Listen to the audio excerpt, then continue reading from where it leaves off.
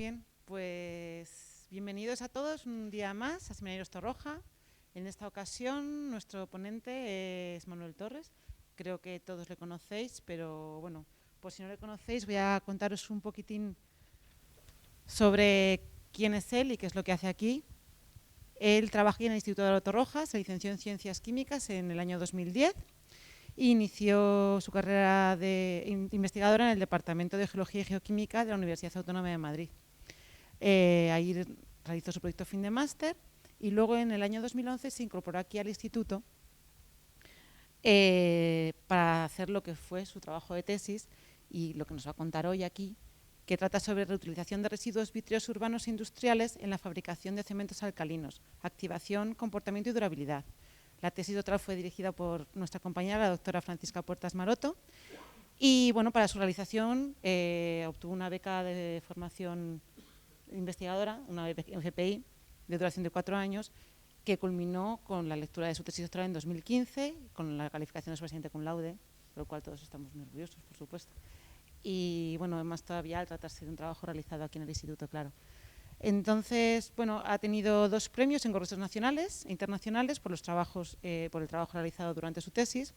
Además, pues ha realizado distintas estancias durante estos trabajos en distintos centros de investigación que le han reportado también sus beneficios y bueno, creo que no voy a decir nada más, todo lo que a partir de ahora creo que te toca a ti y gracias de nuevo Manuel por aceptar esta invitación y por contarnos un poco todo lo que está haciendo, que es siempre mucho interés, sobre todo para la gente que estamos dentro y bueno, para de fuera también, pero en mi caso siempre me enriquezco mucho de ver los buenos trabajos que se realizan aquí en el instituto.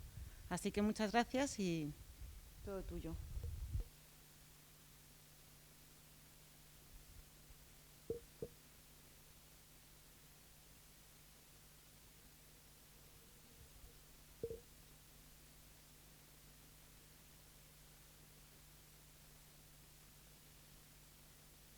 ¿Se oye?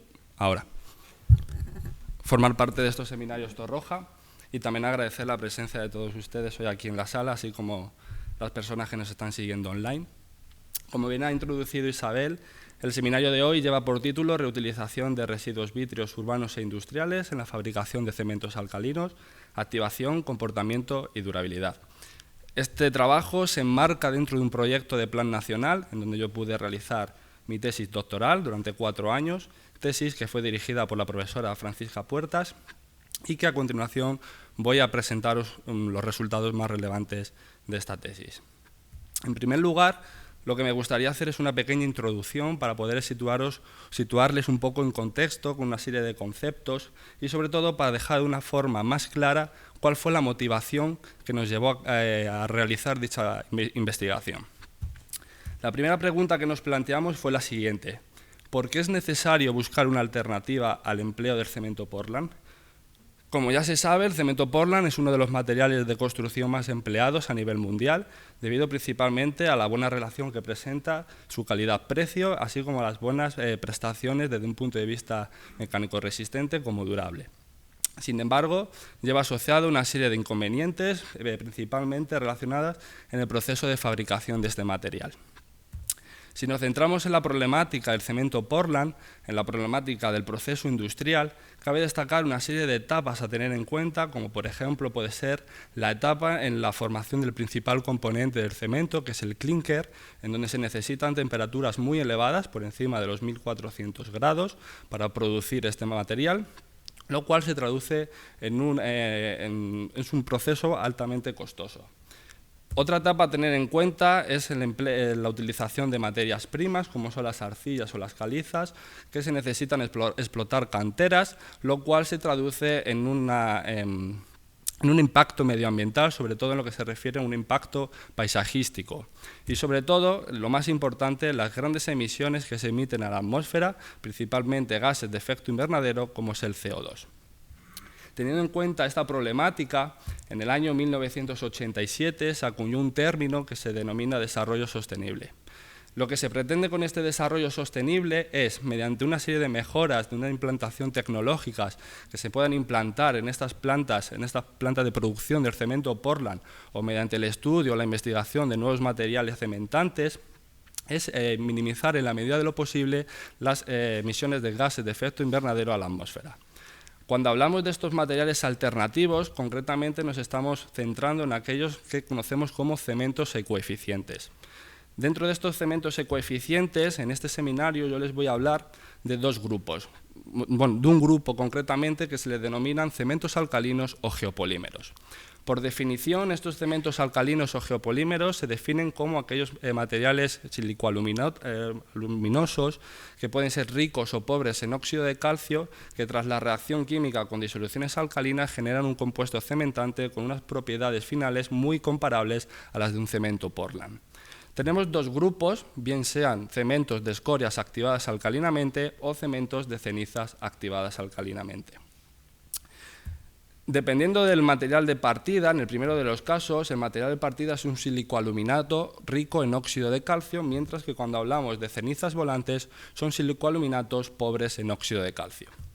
El principal producto de reacción que se nos va a generar va a ser cuando activamos una escoria de alto horno, se nos va a formar un silicoaluminato cálcico hidratado, que comúnmente se le conoce como gel CAS, diferentes tipos de geles CAS, y cuando activamos cenizas volantes, el principal producto de reacción es un silicoaluminato alcalino hidratado denominado geles NAS. Las disoluciones alcalinas y la concentración de estas disoluciones juega un papel muy importante. Las disoluciones alcalinas en la activación de las escorias tiene que ser con pHs elevados, concretamente aproximadamente entre 13,6 y 13,8, y que la concentración suele ser en torno a 3-4 molar. Sin embargo, en la activación de estas cenizas volantes requiere una concentración superior por encima de una concentración de 6 molar. Y finalmente las condiciones de curado también son diferentes. El curado en la preparación de cementos de escorias activados alcalinamente necesita un curado a temperatura ambiente. Sin embargo, el curado de las cenizas volantes requiere una temperatura superior a 65 grados, ya que necesitamos que las cenizas se disuelvan y formen el principal producto de reacción. Volviendo un poco al esquema inicial que les planteaba, una vez explicado en qué consiste la activación alcalina, quiero detenerme en las disoluciones que comúnmente se emplean. Se suelen emplear hidróxidos sódicos, carbonatos sódicos o silicatos sódicos, o también conocidos como waterglass. Estos silicatos sódicos o waterglass son aquellas disoluciones que inducen un mejor comportamiento desde un punto de vista resistente como durable.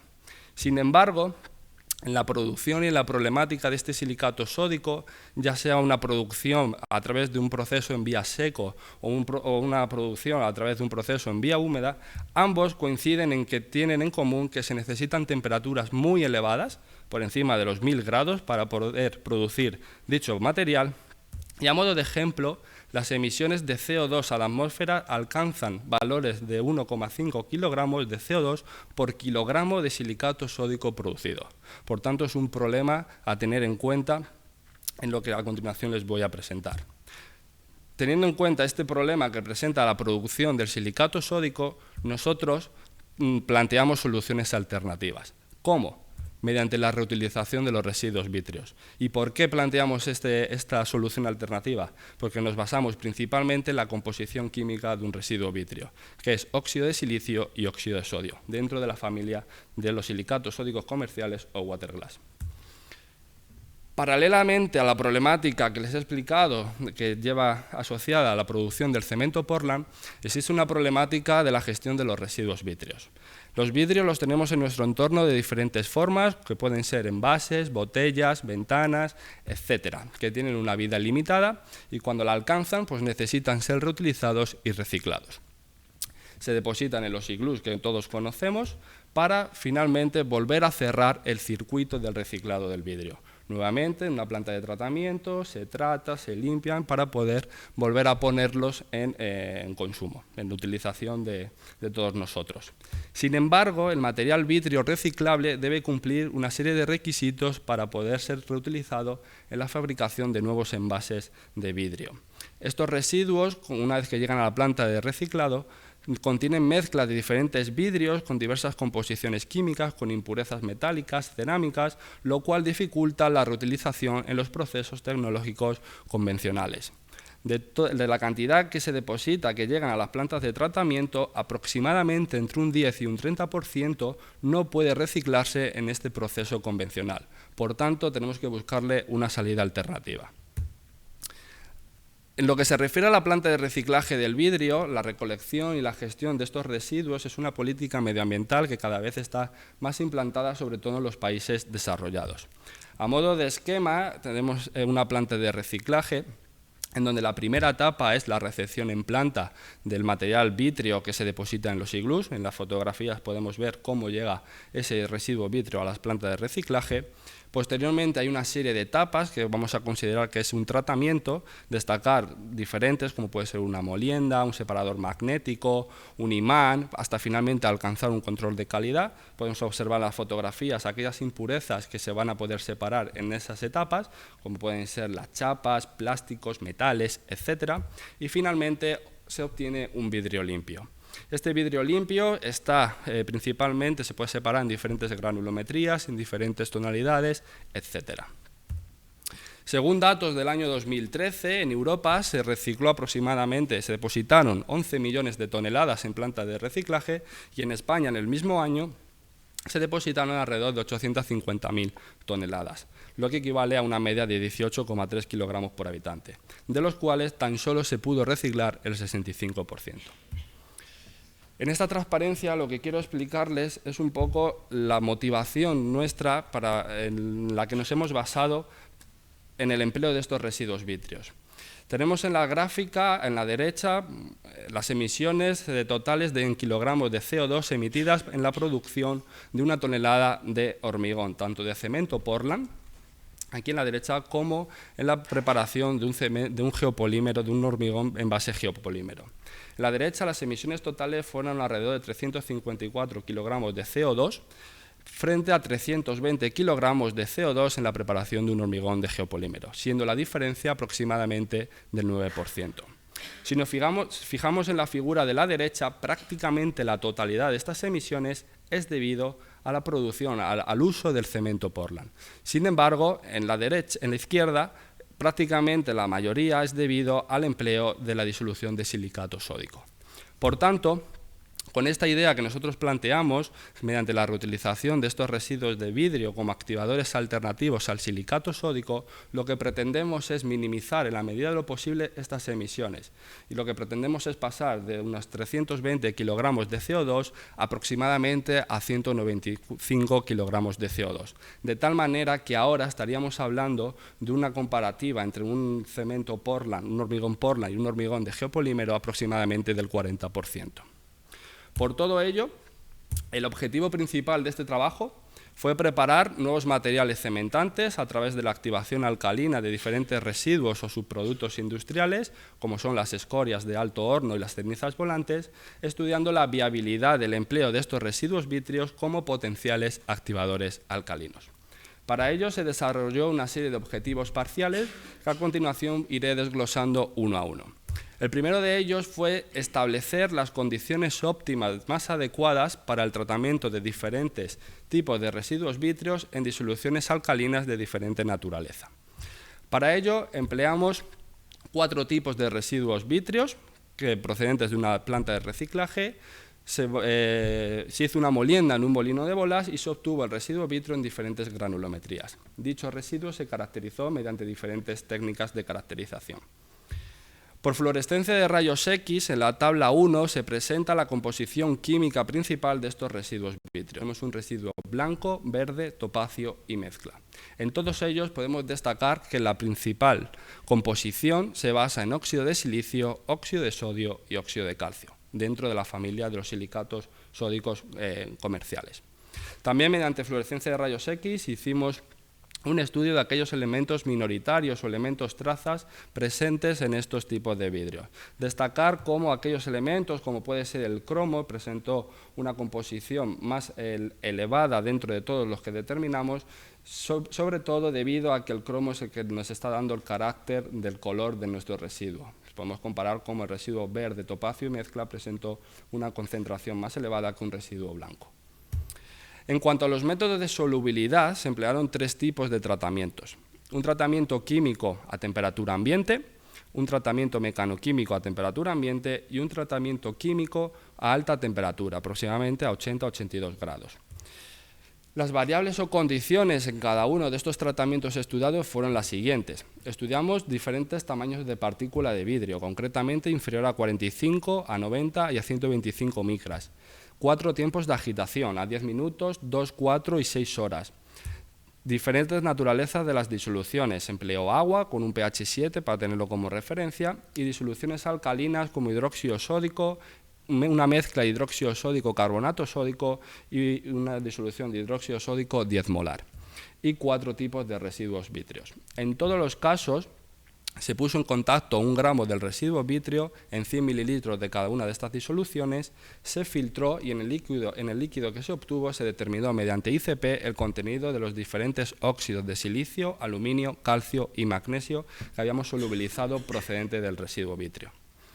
En cuanto a los resultados, si nos centramos en el primer tratamiento llevado a cabo, que fue el tratamiento químico a temperatura ambiente, teniendo en cuenta todas estas variables que se presentan en la transparencia, 4 tipos de residuos vítreos, 3 tamaños de partícula, 3 disoluciones y 4 tiempos de agitación, tuvimos un total de 144 ensayos. En esta gráfica se representa el porcentaje de óxido de silicio solubilizado frente al tiempo de agitación. En todas ellas podemos observar cómo a medida que el tiempo de agitación era mayor, la solubilidad del óxido de silicio también aumentaba, siendo mayor la solubilidad cuando empleábamos un tamaño de partícula inferior a 45 micras. Esto es algo lógico, ya que al tener un tamaño de partícula inferior tenemos mayor superficie de contacto y por tanto la solubilidad del residuo vítreo también era mayor. Una vez que determinamos que la mejor solubilidad fue con un tamaño de partícula de 45 micras, decidimos estudiar la solubilidad del óxido de silicio en cada uno de estos vidrios, un blanco, un verde, un topacio y un mezcla en las diferentes disoluciones. Cuando empleamos agua, observamos cómo la solubilidad del óxido de silicio estuvo en torno a 0,4%, sin embargo, cuando aumentábamos el pH de la disolución, utilizando una disolución de hidróxido sódico, dicho porcentaje aumentaba en torno a 0,8%, y cuando utilizamos una disolución de sosa carbonato sódico, dicha solubilidad también aumentaba. Al emplear esta disolución de hidróxido sódico, carbonato sódico, lo que está ocurriendo es un efecto tampón, un efecto de ion común, lo cual nos permitía que la solubilidad del residuo vítreo también aumentara. En cuanto al tratamiento mecanoquímico llevado a cabo a temperatura ambiente en un molino de bolas, una vez que hemos obtenido los resultados del tratamiento anterior, decidimos acotar un poco los ensayos, de tal manera que ahora solo nos vamos a centrar en 2 residuos, un residuo topacio y un residuo mezcla, 3 tamaños de partícula. Únicamente vamos a trabajar con las disoluciones alcalinas, con 2 disoluciones y 4 tiempos de agitación, un total de 48 ensayos. En estas gráficas presentamos los diferentes porcentajes de solubilización de los diferentes óxidos presentes para un vidrio mezcla para un tamaño de partícula inferior a 45 micras, pero en una disolución de hidróxido sódico y en una disolución de sosa carbonato sódico. En ambas disoluciones podemos observar cómo el porcentaje del óxido de silicio solubilizado estuvo en torno al 2%, ligeramente superior al obtenido cuando empleamos un tratamiento químico a temperatura ambiente. Sin embargo, cuando empleamos un tratamiento químico con alta temperatura, considerando las mismas variables que en el mecanoquímico, un total de 48 ensayos, en este caso el empleo de la temperatura podemos observar cómo el porcentaje de solubilidad del óxido de silicio estaba en torno al 50% al emplear una disolución de hidróxido sódico y en torno al 55% al emplear la disolución mezcla de sosa carbonato sódico. Por tanto, podemos decir que el factor, la variable de la temperatura es muy importante en el proceso de solubilidad. En cuanto al tratamiento, seguimos en el tratamiento químico a alta temperatura. La mejor disolución que se comportó fue la de sosa carbonato sódico, aproximadamente una concentración de 3 molar. Sin embargo, cuando nosotros queremos activar una ceniza volante, como ya he indicado en la introducción, se necesitan concentraciones más elevadas, aproximadamente entre 8 y 10 molar. Por tanto, decidimos hacer un estudio con una disolución de sosa 10 molar. Empleamos las mismas condiciones, tratamiento químico a alta temperatura durante 6 horas y un tamaño de partícula inferior a 45 micras.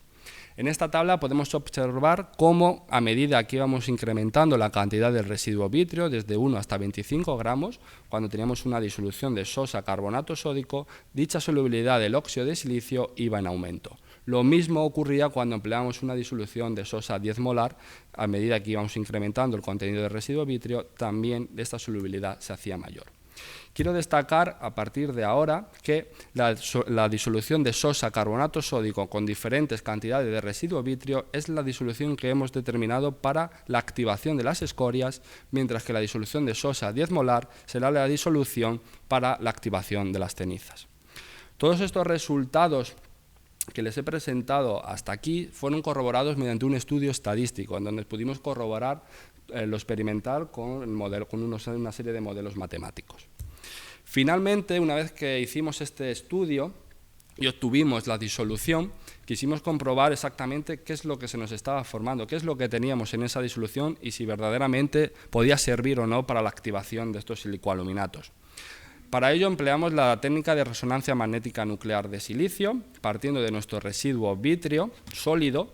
Hicimos una resonancia magnética en donde nos aparecía una señal en torno a menos 93 ppm, característica de unidades Q3, Q4 de estos residuos vítreos. Tras el tratamiento de este vidrio con la disolución de sosa carbonato a diferentes edades, a diferentes tiempos de agitación de 2, 4 y 6 horas y con una temperatura, observamos cómo en el líquido, en la disolución, nos aparecía una señal situada a menos 71 ppm, característica de la presencia de unidades Q0 en forma de monómeros, lo cual es muy importante ya que nos va a indicar la buena reactividad que tiene ese silicio en disolución para posteriormente reaccionar con la escoria o con las cenizas volantes. Por todo ello, las conclusiones parciales que sacábamos de esta primera parte serían: de los 3 tratamientos estudiados, el químico con temperatura es el que proporcionó una mayor solubilidad, tanto del óxido de silicio como del óxido de aluminio. Los tratamientos mecanoquímicos y químicos a temperatura ambiente solubilizaron contenidos similares, siempre inferiores al tratamiento con temperatura. Y en los 3 tratamientos estudiados, la solubilidad aumentó cuando el tiempo de agitación fue de 6 horas, el tamaño de partícula inferior a 45 micras y la disolución de sosa carbonato sódico y sosa 10 molar son las que se van a emplear posteriormente en la activación tanto de escorias como de cenizas volantes. Y finalmente, la resonancia magnética nuclear de silicio nos ha confirmado la presencia de unidades Q0 en forma de monómeros, lo cual nos confirma la buena disponibilidad de este silicio a la hora de reaccionar. Una vez que tenemos las condiciones óptimas o adecuadas del tratamiento de estos residuos vítreos, quisimos preparar pastas de escorias activadas alcalinamente con diferentes activadores, entre ellos el activador procedente del tratamiento de residuo vítreo, y quisimos estudiarlo desde un punto de vista mecanoresistente, así como desde un punto de vista de su caracterización. En cuanto a los materiales empleados, empleó una escoria de alto horno, cuya composición se presenta en la tabla 3, y el residuo vítreo, un residuo vítreo mezcla con un tamaño de partícula inferior a 45 micras. Se emplearon diferentes disoluciones activadoras para la preparación de estas pastas, todas ellas a la misma concentración, al 5% por masa de escoria. Se empleó una disolución de sosa carbonato sódico, una disolución de waterglass comercial con un módulo de óxido de silicio, óxido de sodio de 1.2 y una tercera disolución que era una mezcla de sosa carbonato sódico con diferentes cantidades del residuo vítreo. Esta tercera disolución se preparó con el tratamiento químico que he descrito previamente, con temperatura, un tamaño de partícula inferior a 45 micras durante 6 horas. A la izquierda tenemos el esquema llevado a cabo. En cuanto a los métodos, se prepararon pastas de 1 por 1 por 6, según la composición de la tabla 4. En todas ellas podemos observar cómo la relación líquido-sólido fue de 0.44, a excepción de cuando empleamos un silicato sódico comercial que tuvimos que subirla a 0.44. Sin embargo, en todos los casos trabajamos en igualdad de consistencia. Podemos observar cómo a medida que íbamos incrementando el contenido de vidrio de 1, 10, 15, 20 a 25 gramos, observamos cómo el módulo de óxido de silicio, óxido de sodio también aumentaba, alcanzando valores en torno a 0,86, ligeramente inferiores al 1,2 que establecimos como fijo al emplear el silicato sódico comercial. En esta tabla se puede observar cómo a medida que esta cantidad de residuo vítreo aumentaba, el porcentaje de los gramos de óxido de silicio solubilizados también aumentaban. En cuanto a los resultados, en primer lugar, las resistencias a compresión de estas pastas de escorias activadas alcalinamente. En la gráfica se representa las resistencias a compresión frente a los diferentes tiempos de curado, 1, 2, 7 y 28 días. Cuando empleábamos una disolución de sosa carbonato sódico, alcanzábamos valores a la edad de 28 días en torno a 45 megapascales. Cuando empleamos una disolución de silicato sódico comercial, a la edad de 28 días, podemos observar cómo estos valores fueron en torno a 85 megapascales. La cuestión es la siguiente: ¿qué ocurre cuando empleamos la disolución de sosa carbonato sódico con diferentes cantidades de residuo vítreo? Pues bien, en esta gráfica podemos observar cómo a medida que íbamos aumentando la cantidad del residuo vítreo, desde 1 hasta 25 gramos, observamos cómo las resistencias aumentaban, alcanzando valores a la edad de 28 días aproximadamente entre 67 megapascales. Podemos decir cómo este comportamiento en cuanto a las resistencias a compresión es un comportamiento intermedio a cuando empleamos una disolución comercial de silicato sódico a cuando empleamos una disolución comercial sin ningún aporte de silicio. A través de la técnica de porosimetría de intrusión de mercurio, quisimos determinar y estudiar cómo era la distribución del tamaño de poro, así como la porosidad total de estas pastas a las diferentes edades de curado, desde 1, 2, 7 y 28 días, para cada uno de los activadores. En la gráfica podemos observar cómo al emplear un silicato sódico comercial, dicha porosidad total fue la que presentó menor porosidad total, en valores aproximadamente entre el 9 y el 4%, seguido de nuestra disolución alternativa preparada con sosa carbonato y con 25 gramos de residuo vítreo. Si hacemos una correlación de los resultados obtenidos de resistencias a compresión frente al tiempo de curado y en el otro eje Y, la porosidad total, observamos cómo a medida que el tiempo de curado aumenta, las resistencias a compresión también lo hacen, mientras que la porosidad total disminuye, independientemente del tipo de activador empleado. Bien, una vez que estudiamos el comportamiento mecánico y vimos que verdaderamente nuestra disolución que se obtuvo a través del tratamiento de residuo vítreo tenía un comportamiento similar a cuando empleamos disoluciones convencionales, quisimos estudiar qué se nos estaba formando. Para ello hicimos un estudio microestructural empleando técnicas como la difracción de rayos X y la espectroscopía de infrarrojo. La primera de ellas, con la difracción de rayos X a la edad de 7 días y partiendo de nuestra escoria anhidra, podemos observar cómo se presenta un halo característico de este tipo de material, comprendido entre 20 y 30 de valores de 2 teta, y a medida que esta escoria se activaba con los diferentes activadores, observamos cómo se nos generaba el principal producto de reacción de nuestros materiales, concretamente el gel CAS. Además, observamos la presencia de productos secundarios, como puede ser la hidrotalcita, y sobre todo la presencia de una serie de carbonatos cálcicos como la calcita y la bacterita, ya que estábamos empleando disoluciones que tenían contenido en hidróxido sódico y carbonato sódico.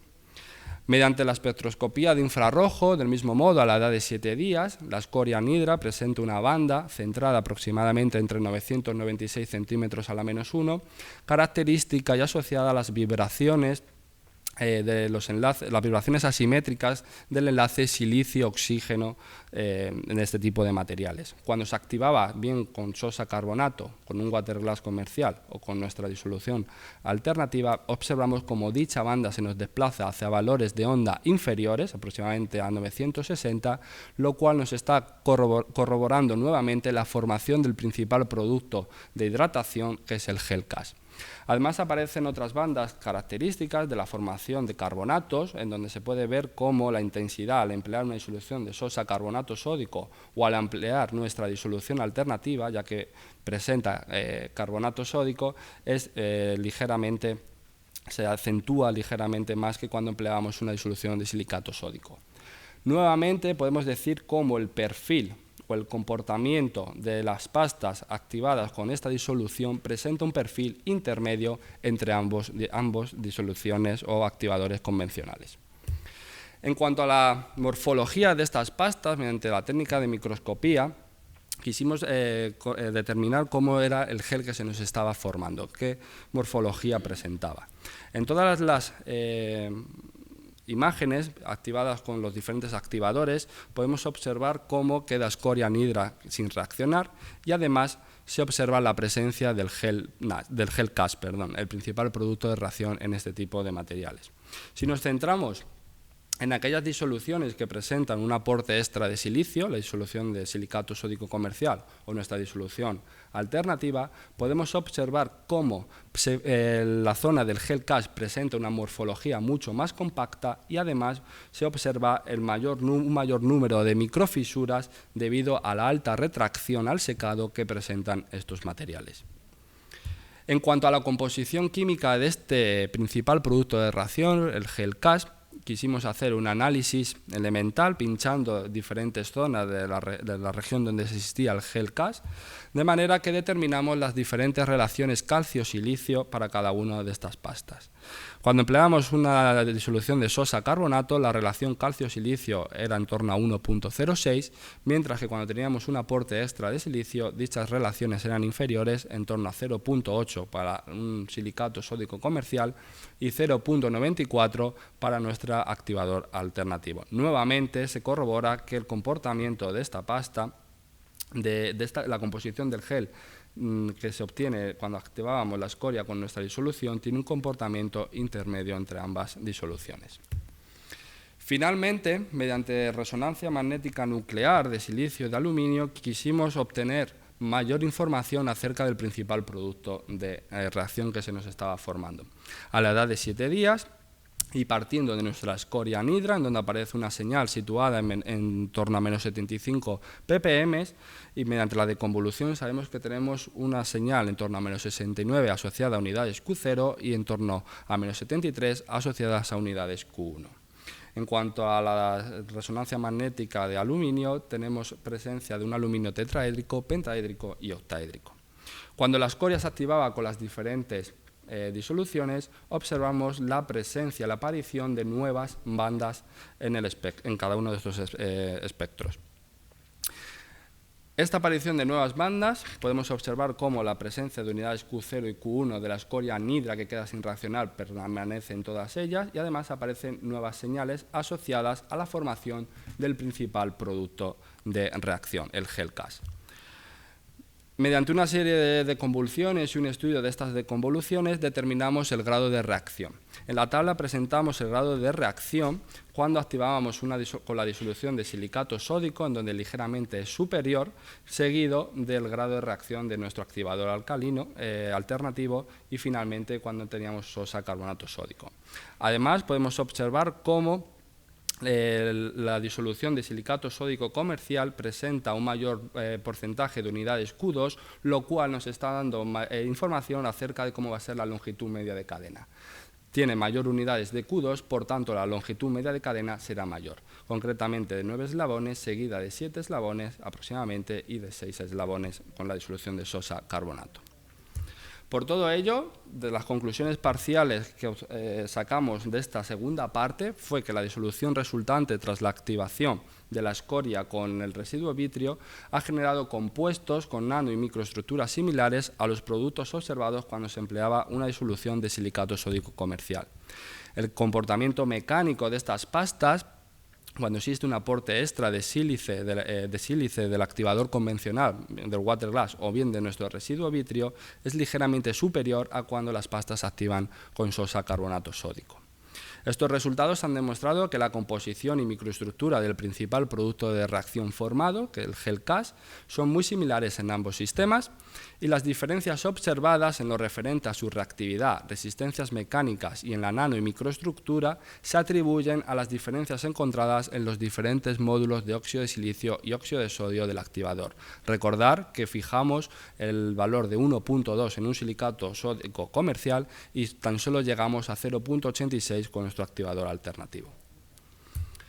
De este modo, el tercer objetivo de esta investigación fue exactamente de la misma forma que hemos hecho con las escorias, quisimos estudiar el comportamiento en las cenizas volantes, desde un punto de vista mecánico resistente como desde su caracterización. En cuanto a los materiales empleados, se utilizó una ceniza volante y un residuo vítreo, en donde la composición química se presenta en esta tabla, y se emplearon diferentes disoluciones activadoras en la activación de estas cenizas volantes. Se empleó una disolución de hidróxido sódico 8 y 10 molar y una disolución de hidróxido sódico 10 molar con un porcentaje de sustitución del 15% de un silicato sódico comercial. Además, una cuarta disolución en donde empleábamos hidróxido sódico 10 molar con diferentes cantidades de residuo vitrio, teniendo en cuenta el tratamiento que en el objetivo 1 les expliqué. Un tamaño de partícula inferior a 45 micras, una agitación de 6 horas y siempre utilizando temperatura. En cuanto a los métodos, se prepararon pastas de 1 por 1 por 6, según la composición de la tabla 7. En todos los casos, las relaciones líquido-sólido fue de 0.3 y las condiciones de curado fue durante 20 horas a una temperatura de 85 grados y posteriormente un curado en cámara al 99% de humedad relativa y una temperatura de 20-22 grados, hasta edades de ensayo de 1, 2, 7 y 28 días.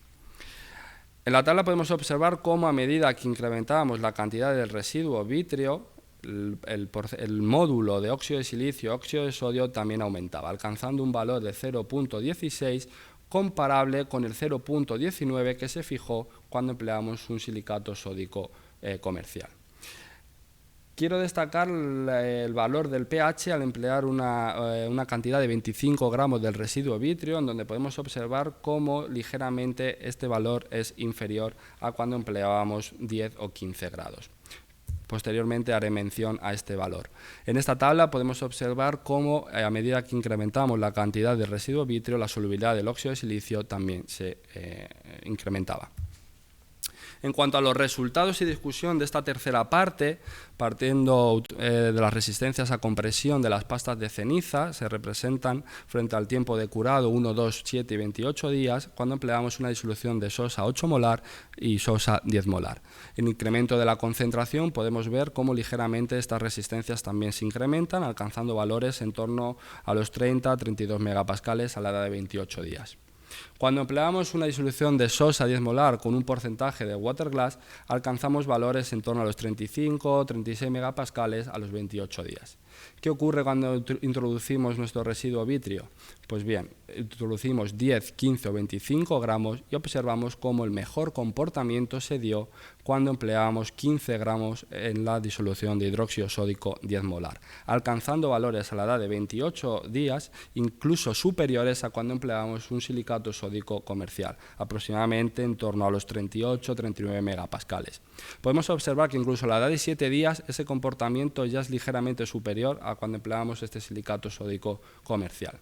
Si nos fijamos cuando empleamos 25 gramos de residuo vitrio, fue totalmente lo contrario. Prácticamente estos resultados fueron en torno a 15 megapascales. Y aquí es donde nuevamente les hago mención del valor tan bajo de pH que obtuvimos a la solubilización de residuo vitrio con esta cantidad. Creemos que principalmente es una de las causas por las que resistencias mecánicas decrecen tanto. Por tanto, nos centramos en el empleo de los 15 gramos del residuo vitrio. Del mismo modo que hicimos con las escorias, quisimos comprobar qué se nos estaba formando mediante diferentes técnicas de caracterización. En cuanto a la microestructura, de la difracción de rayos X, la ceniza volante presenta un halo característico entre 20 y 35 de valores de 2 teta y también se puede observar la presencia de otras fases cristalinas como la mullita y el cuarzo. Y cuando se activa con los diferentes activadores, sosa 8 molar, con la disolución de silicato sódico comercial con el 15% o con nuestra disolución alternativa de 15 gramos, observamos cómo dicho halo se desplaza ligeramente hacia valores de 2 teta superiores como consecuencia de la formación del principal producto de reacción, en este caso el gel Nash. Además, aparecen productos secundarios de tipo, son cristalinas de tipo zeolítico, como puede ser la herchelita, la hidroxisodalita o la chavacita sódica.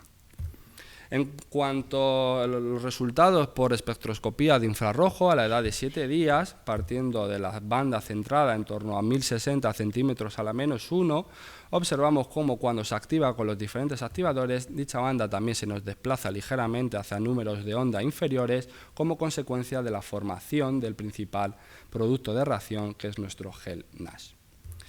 Mediante el estudio microestructural, empleando la microscopía, donde queremos estudiar la morfología, observamos cómo se nos forma el principal producto de reacción, el gel Nash, y sobre este producto principal se nos están formando estas zeolitas que se han podido observar mediante difracción de rayos X, concretamente chavacita sódica o herchelita.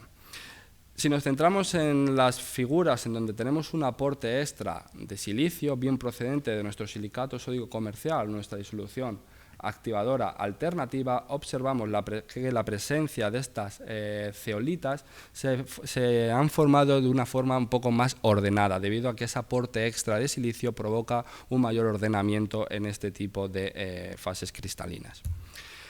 En cuanto al análisis y el estudio del principal gel que se nos estaba formando mediante un análisis elemental pinchando en diferentes puntos del principal producto de reacción, determinamos la composición de este gel, concretamente los módulos silicio-aluminio. En el primero de los casos, con una disolución de hidróxido 8 molar, tenemos un módulo de silicio-aluminio en torno a 1,86 y cuando empleamos un aporte extra de silicio tenemos relaciones en torno a 2,08 en ambos casos, cuando empleamos silicato sódico comercial y con nuestra disolución activadora alternativa. Si queremos profundizar un poco más acerca de este principal producto de reacción, empleamos la resonancia magnética nuclear a 7 días, observamos cómo la ceniza anhidra presenta un espectro, un perfil ancho y poco definido debido a la gran heterogeneidad que presentan los átomos de silicio, y a medida que aparecen señales características de la fase vítrea y sobre todo características de la presencia de la mullita y del cuarzo, que se identificaron por difracción, y cuando se activan con los diferentes activadores aparecen nuevas señales. Estas señales son silicios con 4, 3, 2, 1 y 0 aluminios que se corresponden a la formación del principal producto de reacción. Si empleamos la ecuación de Engelhardt, en donde podemos determinar los módulos de silicio y aluminio por resonancia magnética nuclear para poder corroborarlos con los que hemos obtenido mediante microscopía, observamos en la tabla cómo el valor, cuando empleamos una disolución de hidróxido sódico 8 molar, era en torno a 1,85 y cuando empleamos las disoluciones con un aporte de silicio, observamos que prácticamente son idénticas. Nuevamente, nuestro activador alcalino alternativo se está comportando de una manera similar a estos activadores comerciales. ¿Qué ocurre con el grado de reacción? El grado de reacción también se determinó en este tipo de sistemas activados, en las cenizas volantes, en donde partíamos de 1 gramo de cemento alcalino, lo introducíamos en una disolución de ácido clorhídrico 1,20, 250 mililitros, durante 3 horas a una temperatura ambiente. Cuando transcurría este tiempo, por un lado tenemos el lixiviado y por otro lado el residuo. Sobre el residuo lo calcinamos y determinamos el grado de reacción. En el lixiviado, mediante ICP, determinamos el porcentaje de óxido de silicio y de óxido de aluminio presente en nuestro principal producto de reacción. En esta tabla, a la edad de 7 días, observamos cómo el grado de reacción cuando empleábamos nuestra disolución alternativa es ligeramente superior a ambas disoluciones. Si recordamos los resultados que les presenté de resistencias a la edad de 7 días, les dije que ligeramente eran superiores estos resultados, pues bien, el grado de reacción nos lo vuelve a confirmar. En cuanto al óxido de silicio y al óxido de aluminio, al módulo de estos óxidos, en el principal producto de reacción, nuevamente nuestra disolución alternativa se comporta con un comportamiento intermedio. En cuanto a las conclusiones parciales, el comportamiento mecánico y la porosidad total de las pastas de ceniza activadas alcalinamente presentaron resultados típicos y característicos a cuando se emplean cada uno de estos activadores. y el aporte de este silicio procedente de la disolución proporciona resistencias elevadas. El producto de reacción principal es un polímero amorfo, un gel aluminosilicato, un gel NaS, cuya composición química y microestructural varía dependiendo de la naturaleza del activador. La resonancia magnética de silicio y de aluminio y los estudios microestructurales mediante microscopía pues nos ha proporcionado información de las diferentes relaciones silicio-aluminio de los geles formados en cada uno de estos sistemas. Y el ataque selectivo con ácido clorhídrico nos ha proporcionado información sobre el módulo de óxido de silicio y óxido de aluminio del principal producto de reacción, así como el grado de reacción, siendo nuestro activador alternativo el que presentó el grado de reacción mayor a la edad de 7 días, confirmando el mejor rendimiento mecánico. Y finalmente, el último objetivo parcial, el cuarto, lo que quisimos fue estudiar la durabilidad de estos materiales al emplear nuestra disolución alternativa. Esta durabilidad la quisimos estudiar directamente en hormigones de escorias activados alcalinamente. En cuanto a la metodología de trabajo, esta parte se realizó en colaboración con una estancia predoctoral que hice en la Universidad de Sherbrooke, en Canadá, en donde se prepararon hormigones de cemento Portland y de escoria, empleando diferentes activadores, entre ellos nuestro activador alternativo. La composición química de los materiales empleados se presenta en la tabla 10 y en la tabla 11 podemos observar cómo la dosificación de todos los hormigones fue igual, fue la misma, de 400 kilogramos por metro cúbico, misma relación líquido-sólido 0,3. Y me gustaría resaltar que en este caso la disolución alternativa que empleamos no la obtuvimos de la misma forma que les he estado explicando hasta este punto, sino que en este caso empleamos una disolución de sosa carbonato sódico, pero la solubilidad del residuo vítreo la llevamos a cabo a temperatura ambiente durante 24 horas. Antes era a una temperatura de 85 grados durante 6 horas.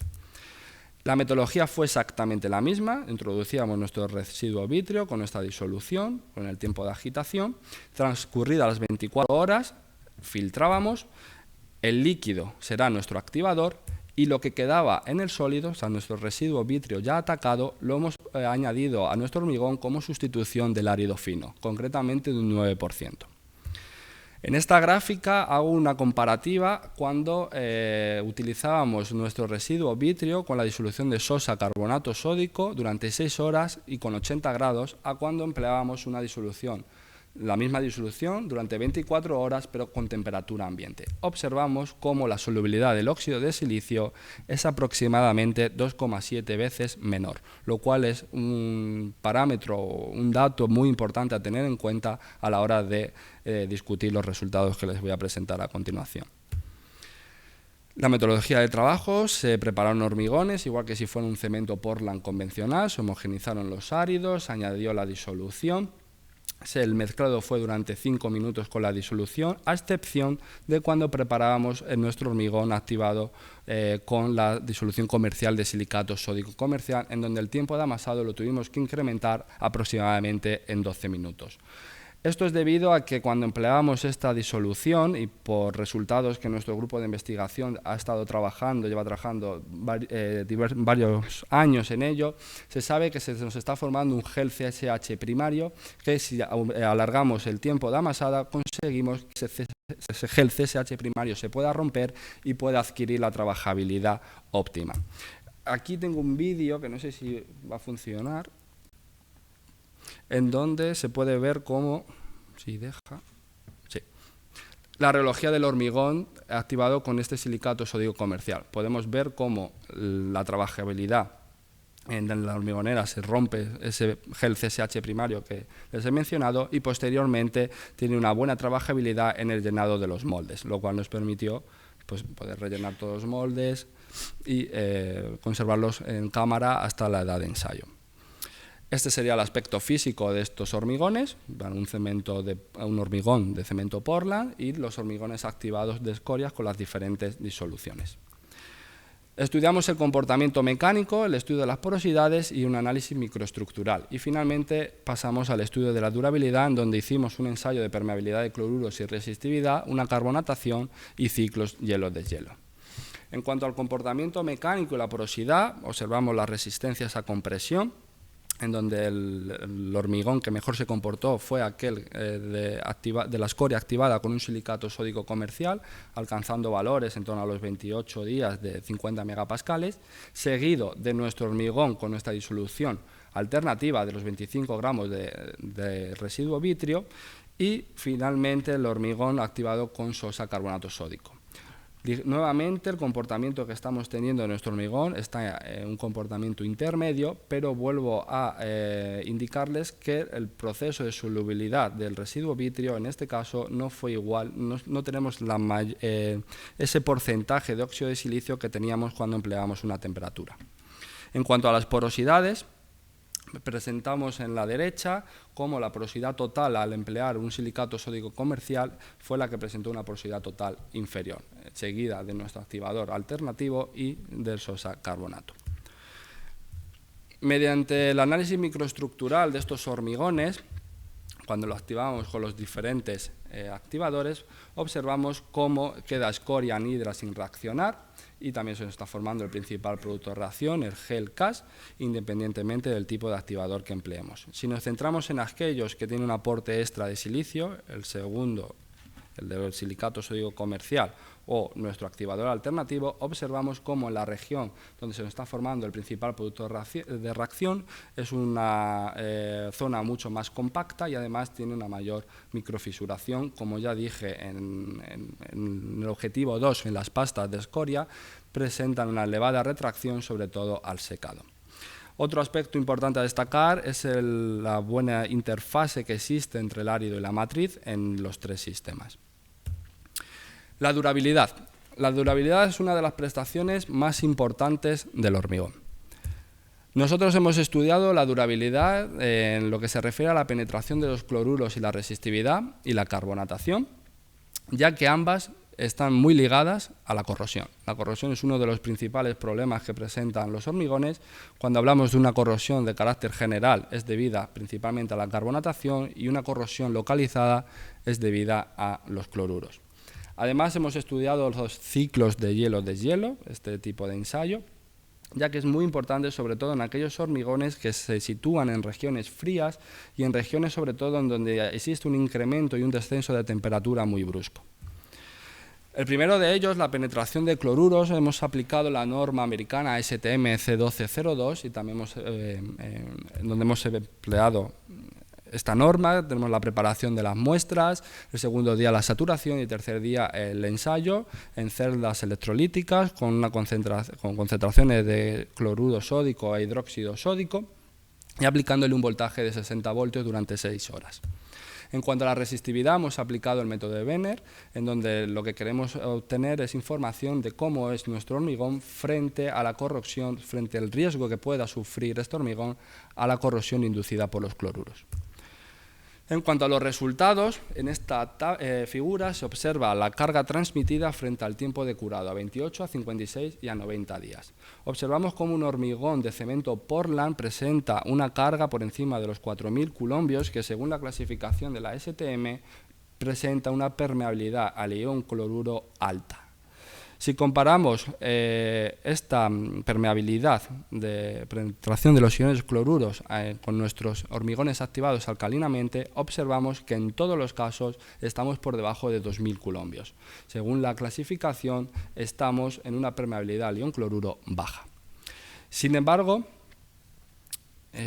independientemente del tipo de activador que hemos empleado, el que mejor se presentó los resultados fue cuando empleamos un silicato sódico comercial seguido de nuestro activador alcalino. En cuanto a la resistividad, si representamos la resistividad frente a la permeabilidad, la penetración de los iones cloruros, observamos cómo el hormigón de cemento Portland presenta una resistividad entre 5 y 10 kiloohmios centímetro, que según la clasificación presenta un riesgo de corrosión alto. Nuestros hormigones activados alcalinamente presentan, hacia la edad de 56 y 90 días, una resistividad por encima de los 20, que sería un riesgo a la corrosión despreciable independientemente del tipo de activador que hemos empleado. Sin embargo, me gustaría destacar que estas normas que hemos empleado son las que se utilizan, las que se vienen utilizando en los hormigones en base de cemento Portland. Es por ello que se ha creado un comité dentro de la RILEN, donde estamos trabajando en ensayos de durabilidad con el fin de obtener o establecer una serie de normas características de este tipo de materiales. En cuanto al ensayo de la carbonatación acelerada, la carbonatación es una reacción química entre un material en base de cemento y el CO2, y se produce un proceso de degradación más dañino que afecta a la durabilidad a largo plazo en la infraestructura civil. El CO2 ataca a nuestro material, se produce la carbonatación y puede inducir a la corrosión. Es importante estudiar cómo es la reactividad del CO2 y la difusión del CO2. En cuanto a la reactividad, tener en cuenta el tipo de material, el grado de hidratación presente, y en cuanto a la difusión del CO2, es importante estudiar la química de disolución de los poros y las condiciones de exposición. Entre ellas, el tipo de contenido y el material, la relación líquido-sólido, el tipo de activador, etc. Y en cuanto a las concentraciones, es muy importante estudiar y establecer qué concentraciones de CO2 y qué humedad relativa en la que estamos trabajando. En nuestro caso, se prepararon los hormigones, se sacaron 2 de las caras, de tal forma que se introdujeron en la cámara de CO2, de tal forma que el CO2 tan solo penetrara en una dirección, a la edad de 56, 63 y 90 días, con concentraciones de CO2 del 4% y una humedad relativa del 65%. Transcurrido este tiempo, se llevó a cabo el ensayo de carbonatación mediante la fenolftaleína.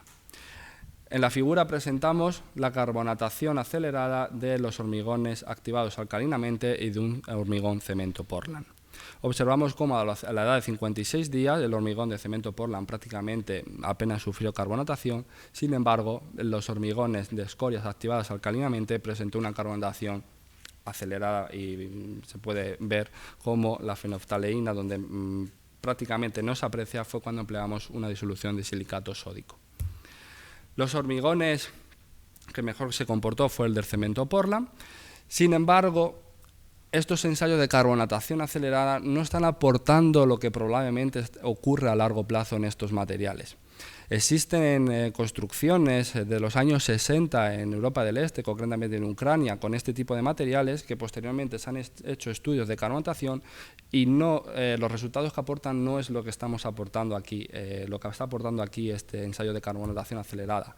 Por tanto, requiere una mayor investigación y dentro del comité de la RILEN estamos trabajando para intentar explicar de una forma mejor qué está ocurriendo y cómo puede afectar esta carbonatación a largo plazo. Y finalmente, para acabar, los ciclos de hielo. Aplicamos la norma de ASTM 666. Sabemos que es una de las causas principales de la degradación del hormigón en regiones frías, provocando la pérdida de la capacidad resistente del hormigón.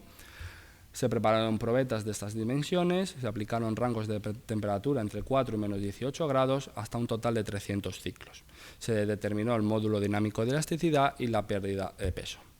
El aspecto físico de las probetas tras estos ensayos, observamos cómo el hormigón de cemento Portland duró 50 ciclos, seguido de 72 ciclos con sosa carbonato, de la escoria activada con sosa carbonato, del hormigón activado con sosa carbonato y nuestro residuo vítreo aguantó 79 ciclos, mientras que el hormigón activado con silicato sódico comercial pudo superar los 300 ciclos que nos dicta la norma. Quiero especificar que todos los hormigones no se prepararon con ningún agente aireante. Si hubiéramos empleado algún aireante, quizás estos ciclos hubieran aguantado un poco más, pero no se empleó ningún tipo de agente aireante. En cuanto a los resultados, el módulo dinámico de elasticidad, observamos cómo, a medida que los ciclos transcurrían, el único que se mantuvo por encima del 60% del módulo de elasticidad fue el hormigón preparado con el silicato sódico comercial. El resto de hormigones, prácticamente desde el inicio, estuvieron por debajo del 60%. En cuanto a la pérdida de masa, ocurrió prácticamente lo mismo. El único que aguantó prácticamente hasta el final de los ciclos fue el hormigón activado con silicato sódico comercial. Esto tiene una explicación con la porosidad total, que ya les comenté hace unas transparencias, en donde la porosidad total fue inferior cuando empleábamos este material. Como conclusión parcial, el empleo de la disolución alternativa provoca una disolución parcial de la escoria de alto horno y la generación de compuestos con microestructuras similares a cuando se emplea una disolución de waterglass. Los resultados de las porosidades en estos sistemas activados alcalinamente juegan un papel muy importante, sobre todo en los ensayos de durabilidad. Estos ensayos que se han realizado han mostrado que los hormigones exhiben un mejor comportamiento, los hormigones activados alcalinamente, que los preparados con un cemento Portland, a excepción de los ensayos de carbonatación, y a modo de resumen, la penetración de iones cloruro es mejor en los hormigones activados alcalinamente. Del mismo modo ocurre con la resistividad, también con los ciclos de hielo-deshielo. Sin embargo, la carbonatación no es así. Y siempre nuestros hormigones preparados con esta disolución alternativa se encuentran en un comportamiento intermedio.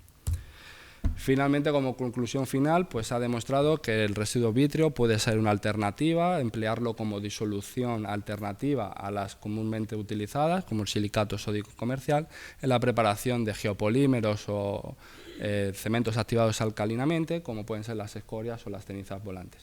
Y como líneas futuras de investigación, pues esta tesis doctoral, a partir de los resultados que se han obtenido, pues quedan una serie de líneas, como sobre todo es trabajar acerca de la durabilidad en estos sistemas activados alcalinamente dentro de la RILEN y estudiar el comportamiento reológico, tanto en pastas, morteros y hormigones. Sería todo y muchas gracias por vuestra atención y queda a vuestra disponibilidad.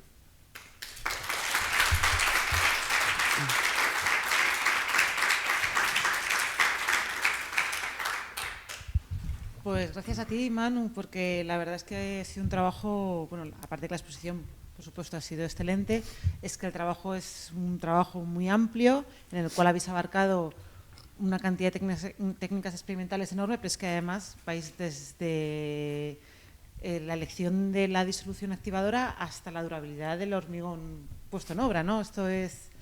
Habéis abarcado muchísimo y me parece un trabajo completísimo. Y la verdad es que os doy la enhorabuena tanto a ti como a tu directora, porque, bueno, aunque a mí no me ha tocado estar en tu tribunal de tesis, ya estoy segura de que en el tribunal ya te pagarían todas las bondades, ¿no?, que tiene este trabajo, que además se ve que es muy duro, muy largo y con muchísima experimentación, que los que trabajamos en un laboratorio sabemos lo que eso lleva, ¿no?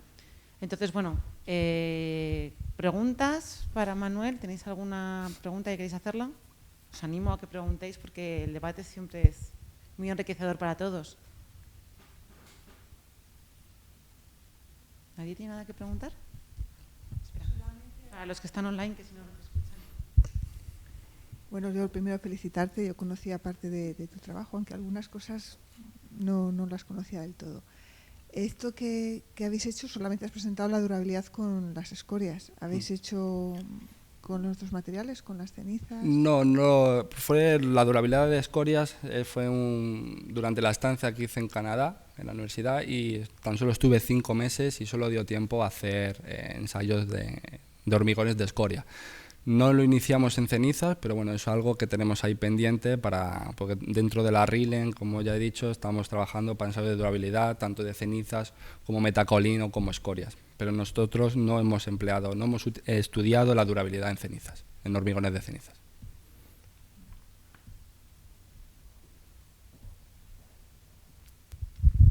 ¿Tenéis alguna pregunta más, alguno? ¿Os animáis? Yo sí que tenía alguna pregunta, pero... No. Pues bueno, yo quería hacerte una pregunta. Igual me he perdido con la cantidad de resultados que has estado exponiendo, pero en general me ha parecido que las porosidades que obtenéis son bastante buenas en general con todos los hormigones activos alcalinamente. Entonces, me ha sorprendido un poco que luego a nivel de permeabilidad de cloruros y de carbonatación, efectivamente lo que tú has dicho, igual es que en el caso de tanto en uno como en otro, bueno, los ensayos igual no son del todo representativos, pero las diferencias tan grandes obtenidas con el cemento Portland, cuando en realidad las porosidades que igual me he perdido también un poco comentando resultados, pero las porosidades que obtenéis no son malas. Sí. Entonces, normalmente ese tipo de ensayos relacionados con la durabilidad se fundamentan bastante en la porosidad. Entonces, ¿qué...? La porosidad, como bien dices, es muy baja cuando empleamos una disolución. La más baja ha sido con silicato sódico comercial, que era en hormigones, era en torno al 6%. Entonces, esa porosidad tan baja hace que la permeabilidad de los iones cloruros prácticamente sea despreciable. Entonces, ahí esos resultados se corroboran. En cambio, frente a la carbonatación, ya no solo juega el papel de la porosidad, sino que juega otros papeles como es la composición. En este caso estamos hablando de escorias que tienen una composición rica en óxido de calcio. Entonces el CO2 atmosférico reacciona Es principalmente, digamos, uno de los principales problemas. Sí, sí. No es solo la porosidad. Claro, pero también es en la permeabilidad de cloruros, también o sea, la porosidad, si además las haya acelerado, pues sí que es verdad que puedes tener algún tipo de factor que acelerante que no sea luego concluyente a largo plazo en un ensayo natural. Pero también para la permeabilidad a cloruros me consta que vais a probar el ensayo del multirégimen en lugar de la STM. Sí. Yo creo que ese ensayo puede indicaros bastante mejor el tema de la durabilidad y cómo... Pero bueno, eso ya será objeto de otro seminario Torroja, ¿no? Cuando podamos comparar el ASTM. Resultados. Sí, porque has dicho que el ASTM no lo hiciste aquí, lo hiciste cuando... El ASTM lo hice en Canadá. Claro. La norma americana. Claro, me ha extrañado, digo, no sé, qué raro que hayan utilizado la norma STM teniendo aquí la del multirégimen, que además ya está normalizada, pero bueno, ya sé que estáis en ello, así que ya veremos los resultados, espero que sean muy prometedores. Para poder comparar. Entonces, sí, Bueno, en el Comité de Arlen tenéis un trabajo muy importante, sí, porque la verdad es que sí que es necesario, porque está claro que es una alternativa estupenda y que hay que fomentar. Y bueno, pues el tema de durabilidad es algo que sí que hay que trabajar también. Y Paqui, ¿no quieres hacer ningún comentario? También es tu niño. Gracias, Isabel. No, simplemente decir que Manuel ha hecho un trabajo muy serio, sigue haciéndolo. Es un gran científico, trabaja muy bien, con mucho criterio y estudia mucho. Yo creo que tiene unas cualidades impresionantes para ser un buen científico. Y con respecto al trabajo, bueno, para ser un buen científico no, ya lo es. Con respecto al trabajo, formó parte de un proyecto del Plan Nacional que prácticamente se abordan...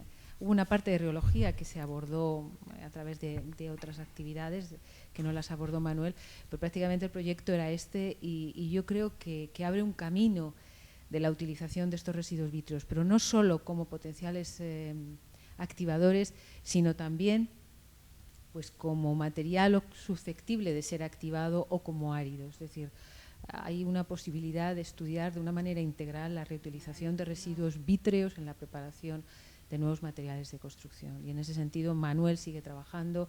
Tenemos también, bueno, pues hay un proyecto ahora mismo también de fin de grado que está trabajando en el tema, pues nos parece que es una línea de investigación de interés. Sí, he visto el tema del árido fino, que lo habéis metido como el último momento, ¿no? Para los hormigones, y me ha sorprendido mucho. Digo, claro, evidentemente el residuo... Claro, sí, porque tratábamos, teníamos la disolución, pero nos seguía quedando un residuo. Claro, al final dices, el residuo no lo estás reutilizando y como árido fino la verdad es que es un... puede proporcionar buenos valores. Bueno, pues nada más. Darte las gracias otra vez, Manuel, por haber aceptado la invitación. Y bueno, afortunadamente hemos tenido muchas tesis doctorales defendidas recientemente en este instituto, estamos muy orgullosos por ello y de ahí que la dirección del centro esté muy implicada con que todas las personas que leen la tesis doctoral en este instituto pasen por aquí, así que bueno, después de Manuel va a venir Eloy, va a venir Juan, va a venir... Tenemos una lista muy grande que poco a poco iremos ordenando para que todo el mundo pueda saber qué es lo que está haciendo, porque realmente las tesis doctorales son el germen de la investigación aquí y es fundamental que todos sepamos en qué estamos trabajando y fomentemos este tipo de actividades. Así que muchas gracias y gracias a ti, Manuel. Gracias a vosotros.